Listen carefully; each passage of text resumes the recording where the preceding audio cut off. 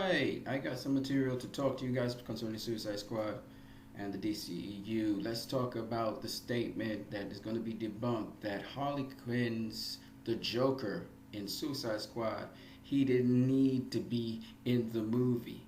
In actuality, he didn't help further the plot along, and you could move him from the movie and the story would still proceed.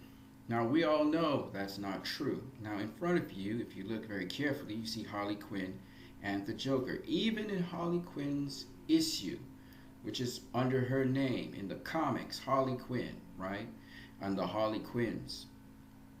Even then, the Joker shows up even in those stories.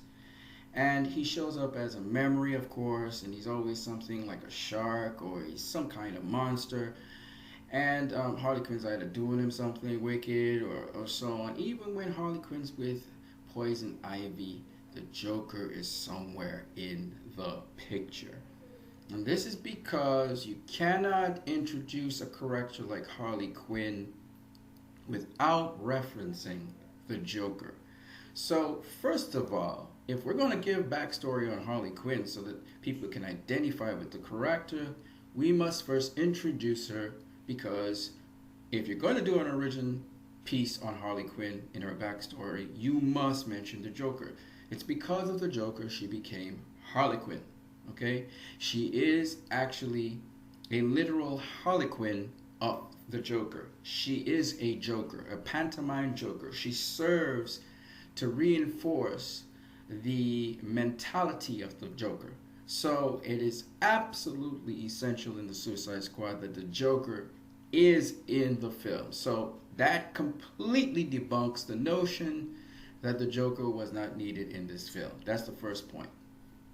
Now, some people say, oh, the flashback scenes were okay, but the Joker was, tacked into the film and you just saw certain scenes which were not important of him trying to rescue Harley Quinn.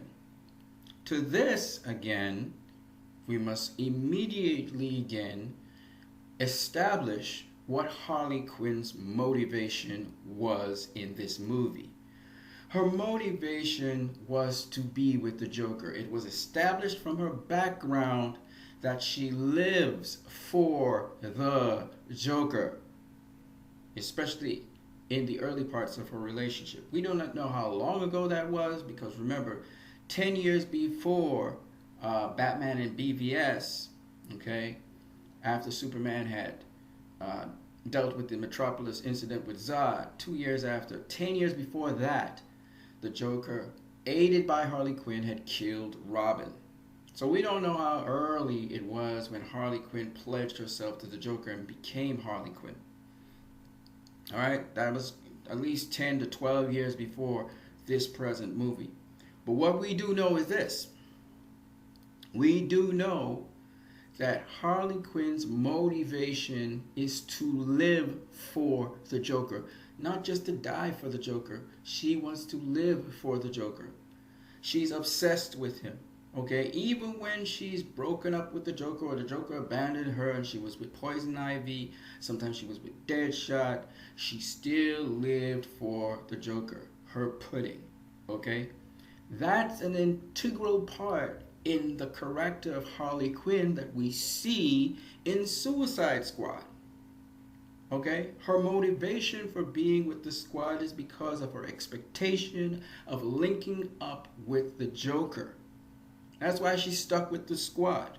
Of course, when that possibility died, when she thought the Joker died in the movie, and she saw her take off the pudding, what looked like a dog chain, but people call it a necklace. She took it off and threw it away.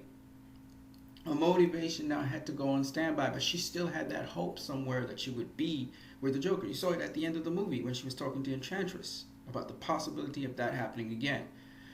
Now, in the comics, the Joker has been killed and his face torn from his face. And we see multiple different versions of this, even in Harley Quinn's hallucination in her own comic, okay, of her ripping off the Joker's face. Now, the point anyway is this. Harley and the Joker have a very abusive relationship. Harley is abusive to the Joker is abusive to Harley because they're both psychotic freaks.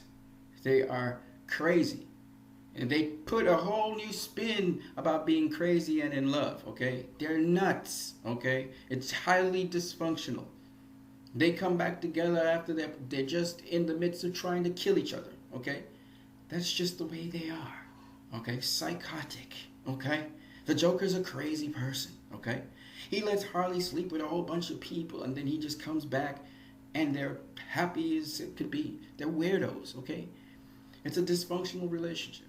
So the Joker does not even like Harley. He hates Harley. He hates that he has to be with Harley. But Harley still reflects a portion of him. It's like, but she's always trying to stick to him. It's like she always wants to be with him. Okay? Even in her own comic, the Joker's probably dead in that comic. She still has this longing to be with the Joker. It's a weird dynamic, okay? Anyway, my point is this. The Joker is very important to the movie because, as you can see, if you look at this, even this picture of the Joker and Harley Quinn, it shows somebody who's sort of infatuated with another person. Harley Quinn is infatuated with the Joker. You can see the Joker knows he has Harley under his control, right? And that's how she went, well, crazy, even though she had the tendencies before. But my point anyway is this. What makes the Joker important to the plot of this movie? Not only is the Joker the motivation for Harley to go with the squad, not only is the Joker also integral in the formation of Harley Quinn and her backstory, but also the Joker drives this story because you get to see the Joker as who he is, even in the small little tidbits they have, and how he goes about pulling his weight, how powerful he is, how far-reaching his hands are, how crazy he is, not necessarily how chaotic he is, but how crazy he is, and also, most importantly, which is important for future movies as well as this movie and to the plot of this movie, how much he can use leverage. Remember, this movie is all about leverage versus friendship. Leverage to get what he wants and how determined he is to get what he wants. In the end of this movie, Harley Quinn is broken out of Belle Reve prison by the Joker. This is critical because this shows that Amanda Waller cannot control these criminals, that these criminals are unpredictable. She could not control Slipknot escaping and therefore had to be killed. She could not control Enchantress double-crossing her and be able to manipulate Rick Flag to the extent that she could get all of this mishap to happen in Midway City.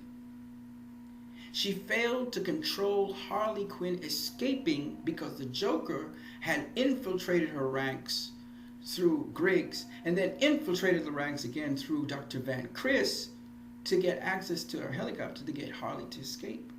And even though she got all those things on the wraps, she got Slipknot blown up, she got the Enchantress destroyed, or at least for the moment.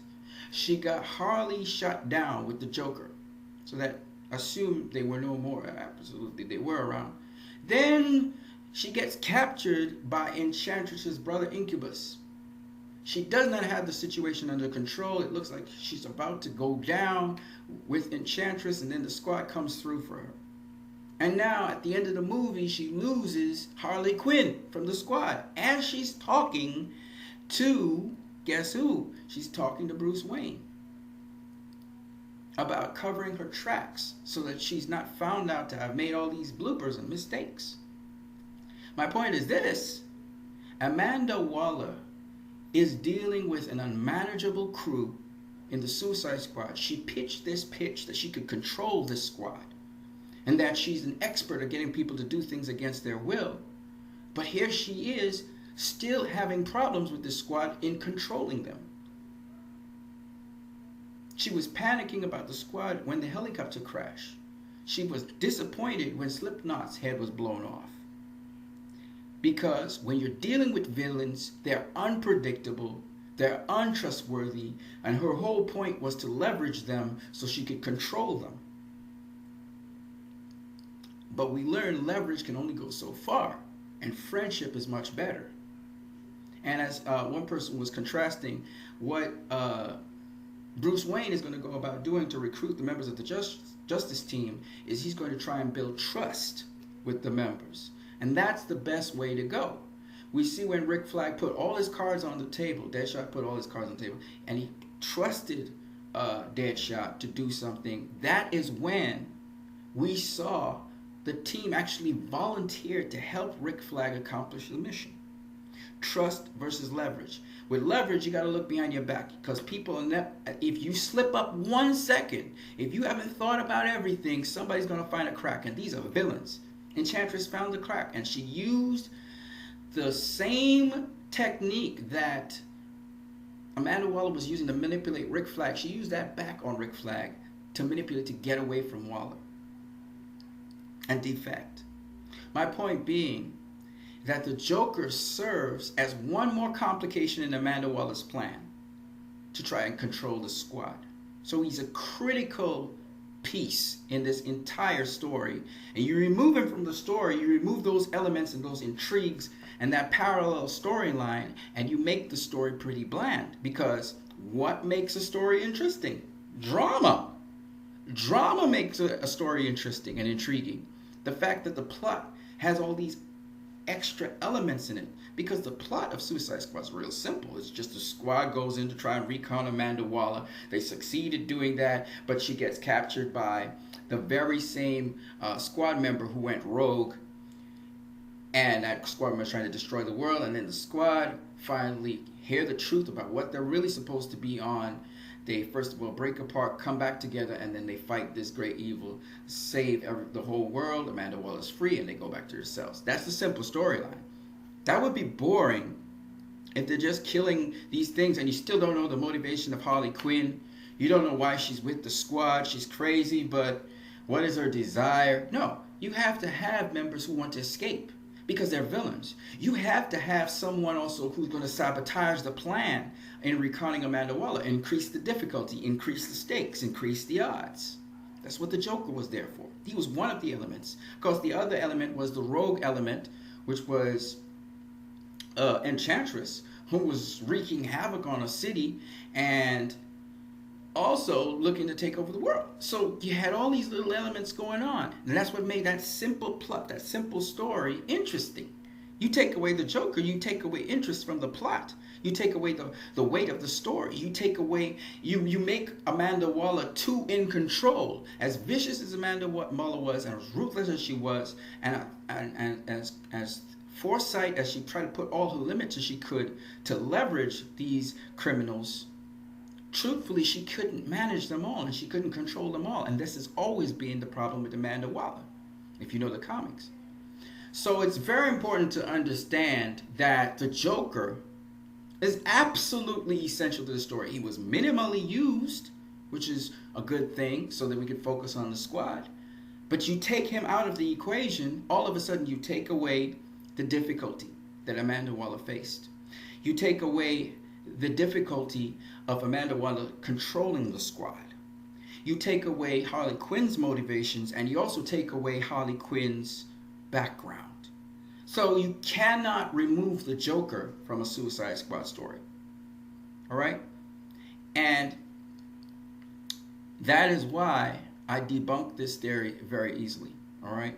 You guys have a great one.